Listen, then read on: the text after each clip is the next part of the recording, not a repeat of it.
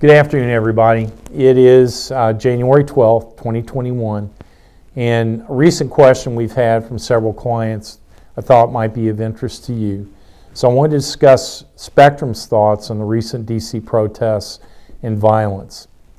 You know, what happened in DC, in our capital, last Wednesday was very sad for our country, and it should not have occurred. I truly wish that President Trump would have said things quite differently. But our president did not cause the violence. His speech was normal political rhetoric, as you'll see in just a moment. We believe that 99.9% of Trump supporters are people just like you and just like me. They want what's best for the country, their family, their children and grandchildren, and future generations beyond. But as in any group, there's always that 0.1% that stand out. They're over the top and they're out of control. But I do want to note that I believe another group that had nothing to do with Trump's voter base is likely to have led or guided or pushed the crowd to trespass and then foment violence. I saw a lot of outfits that looked like Antifa. The same outfits, all black, backpacks, face coverings that we saw in Seattle, Portland, Chicago, and other cities. We've seen them burn, destroy, riot for over a year. Primarily liberal and fascist groups have been involved in this, Antifa and BLM among them. The American cities have suffered as a result. We believe that the DC violence, at least to some extent, may have been caused by Antifa participation or other radical groups. But you know, just like anything else, time and professional law enforcement investigations will soon determine who these bad apples were. Those who trespassed, damaged property, assaulted law enforcement officers, or just refused to leave the Capitol when asked by a law enforcement officer need to be prosecuted to the fullest extent of the law. They made a bad mistake. I sure wish those type of enforcement actions had also been taken in relation to the Antifa BLM riots that have occurred in the past year. Now let's look at some other inflammatory rhetoric from some of our nation's U.S. representatives and a certain U.S. senator who's soon to be our vice president.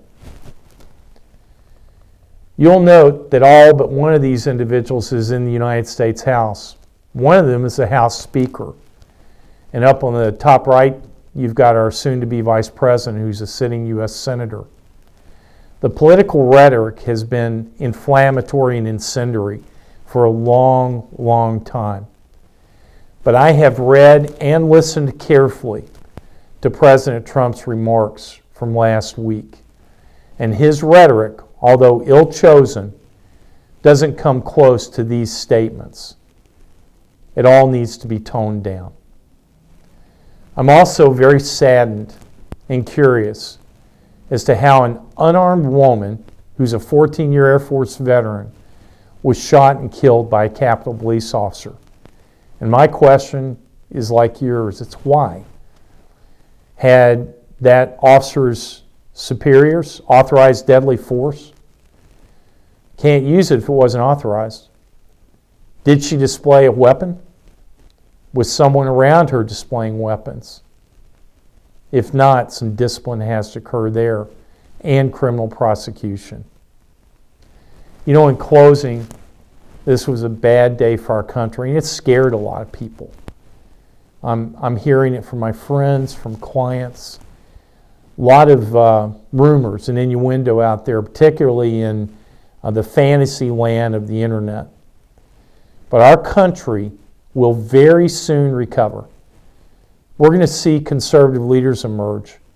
And I truly believe that Senator McConnell in the Senate should be able to block any problematic House legislation. So look up to the heavens from whence our power really comes. Rest peacefully. All the horror stories you're hearing are soon to meld away. We're going to have a new president. We need to support that president until we can't support him. I want to thank you for your time. Please call us with any questions at 859-223-6333. We wish the new administration well, and as always, as patriots, we'll support that administration until their actions become unconstitutional. Thank you so much.